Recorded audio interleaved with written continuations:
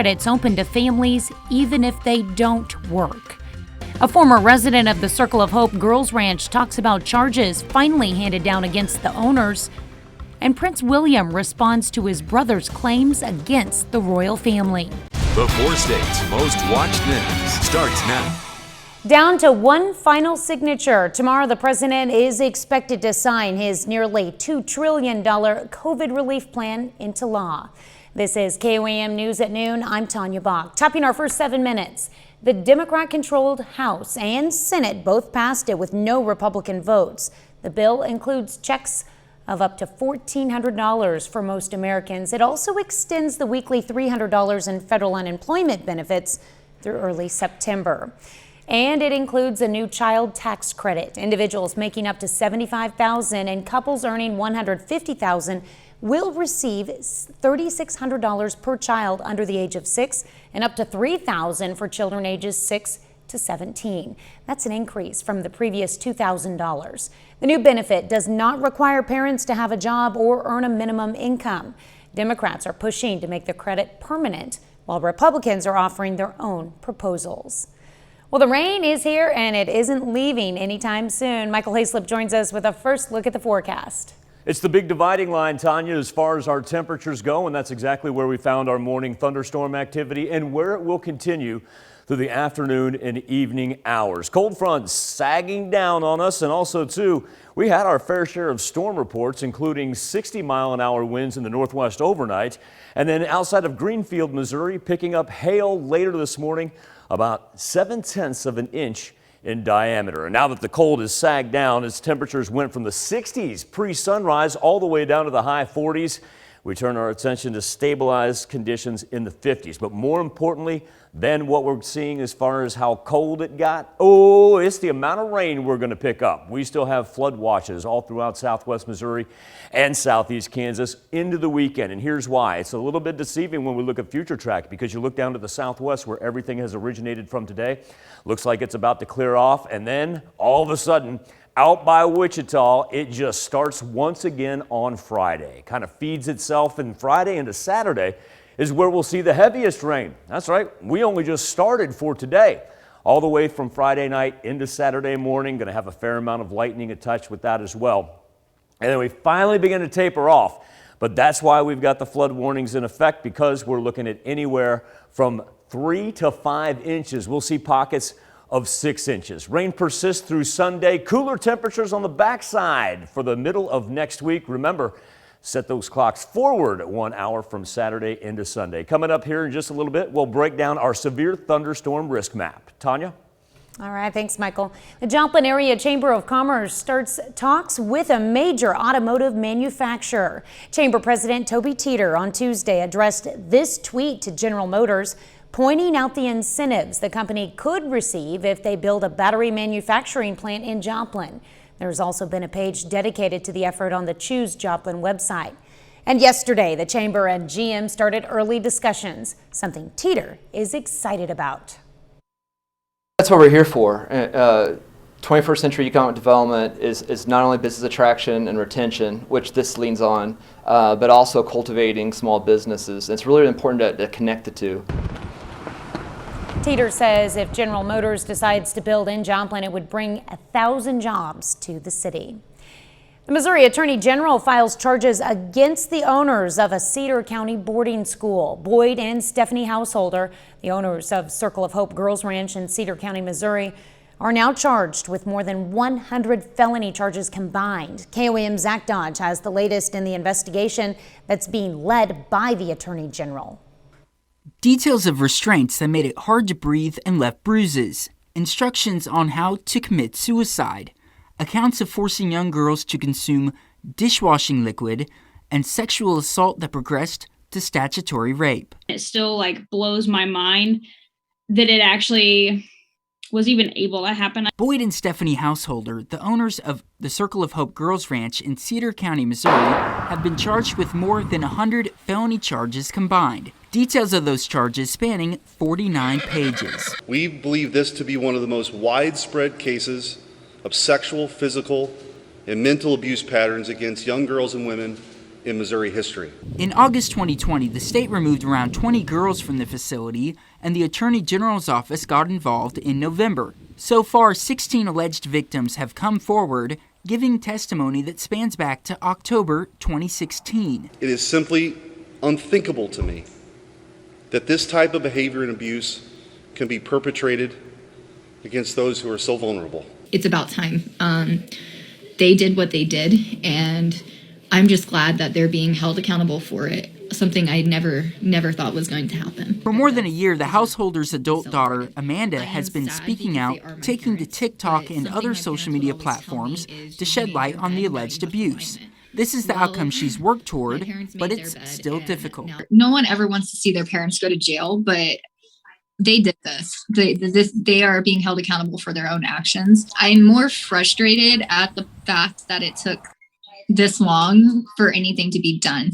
I'm more like almost disgusted after reading some of the things that I didn't know about. Gabrielle Witten, who was there about a decade ago, says the biggest relief to her is knowing that finally no other girls will have to go through the same things. It's been a long time of, hearing the same stories. So to see this actually finally happening, I think I'm mostly like relieved and happy. Zach Dodge, KOAM News. The householders are behind bars at the Vernon County, Missouri jail. Circle of Hope was a Christian-based boarding school for girls. It closed permanently in September after the investigation began. That's a look at today's top stories and weather in our first 7 minutes. Up next on KOAM News at noon, a royal response. Prince William responds to his brother Harry's claims of royal racism. I'm Tina Kraus with what the future king had to say. And later, we're making a dreamy flan in the Mr. Food Test kitchen. Britain's Prince William responds to allegations of racism in the royal family after Harry and Meghan's explosive interview with Oprah on CBS. Tina Kraus has the latest from London. Sir, have you spoken to your brother since the interview? No, I haven't spoken yet, but I will do. It's the first on-camera comment from a senior royal since Prince Harry and his wife Meghan exposed claims of racism in the royal family. The royal family a racist family, sir? No, we're very much not a racist family. The denial comes several days after Harry and Meghan told Oprah someone in the royal family was concerned about what color their unborn son Archie's skin would be. How dark your baby is going to be? Potentially, and what that would mean or look like. The Queen issued a statement from Buckingham Palace on Tuesday saying the race allegations are concerning and will be addressed by the royal family privately. That conversation. Prince Harry told Oprah the racist remark did not come from Queen Elizabeth or her 99-year-old husband, Prince Philip, who remains in a London hospital after a heart procedure. But it leaves a big question mark over other members of the family. And very senior members of the family. So it's a very serious charge. Prince Harry also accused UK tabloids of bigotry and creating a toxic environment of control and fear. This is an unworkable. A group of female British lawmakers says the powerful paper should be held accountable for attacking Meghan. There's a real sense that she was an outsider, that she wasn't good enough for our royal family. The politicians are expected to demand a royal reckoning, calling for a public debate on racism in the media at Britain's Houses of Parliament. Tina Kraus, CBS News, London. It is extremely rare for a member of the royal family to answer a reporter's question during a public appearance. Well, still to come on the KOAM News at noon, Mr. Food. The best flan I've ever eaten. If you come back in a few minutes after I finish this, I'll show you how to make it. I promise. You better make some for me too, Howard. But first, Michael Hayslip returns with your complete forecast.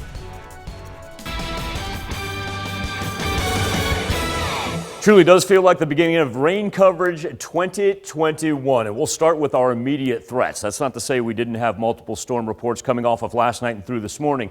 But as we head toward the weekend, it's going to be flooding. And look how expansive it is. Works from the west side of Wichita all the way on the other side of the Mississippi into portions of Kentucky. So the flood watch and the expiration time that we see are specifically for southwest Missouri and our central counties in southeast Kansas. That's set to expire Saturday at 6 p.m. But then as we transition from here, southeast Kansas pushing toward Wichita, that's actually extended another day. That won't expire until Sunday as the rain continues to roll in from the southwest, almost feeding itself as we work through the morning hours. These are some of the storm reports that we were talking about. We had hail as much as 1.5 inches in diameter. Those were from last night's severe thunderstorms. And then this morning, just on the other side of Greenfield, we actually picked up some additional hail that was about 0.7 of an inch in diameter. On top of that, some 60-mile-an-hour winds that we experienced, and the winds certainly playing a huge role, especially when we talk about the cold front that was able to drop in. You know, pre-sunrise, we had temperatures that were all the way up into the mid-60s. And as that thing pressed from the northwest down toward I-44, the temperatures, they dropped quickly. Right now, we sit in the high 40s, and really, we're going to be stuck in the 50s as we head into the weekend. Now, speaking of the weekend, what we'll see is a little transition on the axis here from the Skywatch Storm Tracker as the temperatures are going to just kind of maintain. But the low pressure system that caused that flip, at least it's going to get down here into northwest Arkansas. But what that's going to allow everything to do, instead of that defined line that we've been watching today, it's going to make a west to east push on us. That's why we can't get out of the way of the rain all the way until the middle of next week. Give you an idea of the afternoon planner before we get to thunderstorm activity. As the 50s, good as we're going to see, it's chilly and it's wet. Let's break down Friday into Saturday. Now, we do see the 4 states on the old thunderstorm risk map, but we do sit at a minimal level. So once again, our greatest threat's not going to be the wind and the hail. It's going to be how much rain can the ground absorb. A little flash in there, you can see it. The low level, got to go all the way down to the Texas Panhandle and portions of western Oklahoma. So here's what we have for the rest of the day. Just when we think it's going to break off to the southwest, then we get that axis tilt. Everything moves in off the Kansas-Oklahoma state line. And Friday is going to bring us some of the heavier rains. We haven't even got started with the heavy rain if you think we got some today, because Friday is going to bubble up, send us some of that yellow and orange. That's torrential downpour right there as it progresses through, even gets back up to the north where it hit yesterday, and then falls back into the south for all of Saturday. And that's why when we talk about these dangerous accumulation numbers, 3 to 5 is going to be what we'll generally see here, but not going to be surprised if we don't see pockets of 6 inches by the time Sunday is over. Look at how this just expands throughout southwest Missouri. And when we get to the 7-day forecast, it's going to be one of those things where let's go ahead and anticipate flooded roads for our Friday morning commute. You got plans on Saturday and Sunday. If they're outside plans, we need to go ahead and go with an alternative, a plan B, if you will, and then certainly more flooded roads for the Monday trip home. All that being said, don't forget daylight savings time also hits in between Saturday night and Sunday morning. Tanya? All right, I always forget to set my clock, so I'm going to have to do it right this year. We take this time to honor today's 4-state hero, Specialist Paul Rogers in the U.S. Army. The Riverton, Kansas native joined the 337th Signal Company in 1969. He earned the Commendation Medal for meritorious service while fighting in Vietnam. To Specialist Paul Rogers, we thank you, our 4-state hero.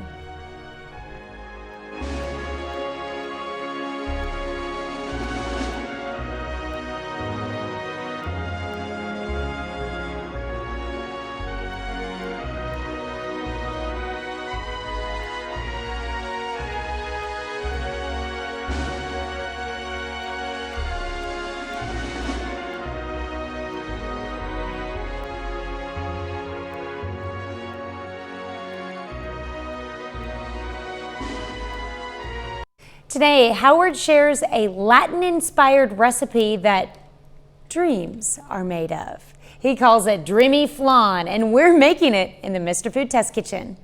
I hope you've been enjoying our week-long celebration of international food favorites. Today, I couldn't be more excited than to share a creamy dessert that's a staple throughout Latin America.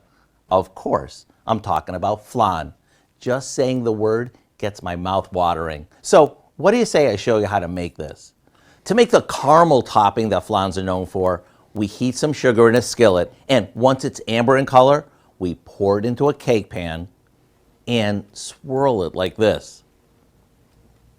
While this sits for a bit, we add a can each of sweetened condensed and evaporated milk into a blender, along with some eggs, vanilla, and a bit of sugar. Then we give it a whirl. Now, this gets poured into our pan that we set inside a roasting pan. We carefully add some water until it's halfway up the sides of the flan pan, and we bake it. The hot water bath ensures that this will cook evenly as it bakes. After this sets and cools, it's ready to flip out onto a rim platter. There you have it, the richest, creamiest, and most amazing flan you've ever tasted. I rarely say this, but if you don't visit our website and get the recipe for our dreamy flan, you'll really be missing out. I'm Howard with Kelly in the Mr. Food Test Kitchen, where today we found a Latin-inspired way for you to say, ooh, it's so good. I'm way ahead of you. I've already looked it up. You can find this recipe along with a lot more good food from the Mr. Food Test Kitchen online. Just go to our website at KOAMnewsnow.com. Now here's a look at our 4 state market prices.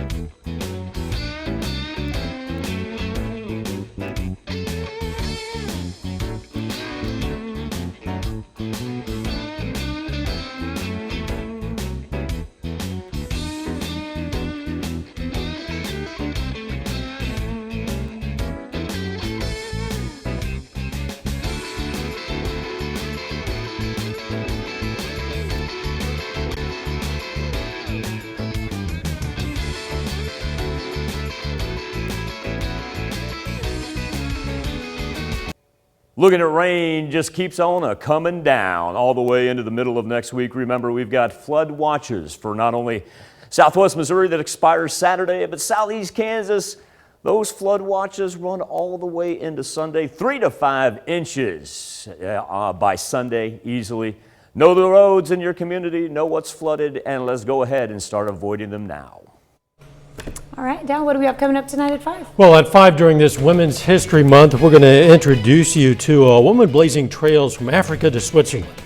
We're going to meet the former Nigerian finance minister who's taking the top spot at the World Trade Organization, find out her top priorities for the job. Plus, Joplin could lose its status as a metropolitan area. We're going to find out how losing that title could impact the city. And the Community Health Center of Southeast Kansas is conducting on-site clinics at different workplaces. How you can get your business on board. Hope you join us. KOAM News at 5. All right, thanks, Dal. Thanks for joining us for KOAM News at noon. We'll see you right back here, 5 o'clock.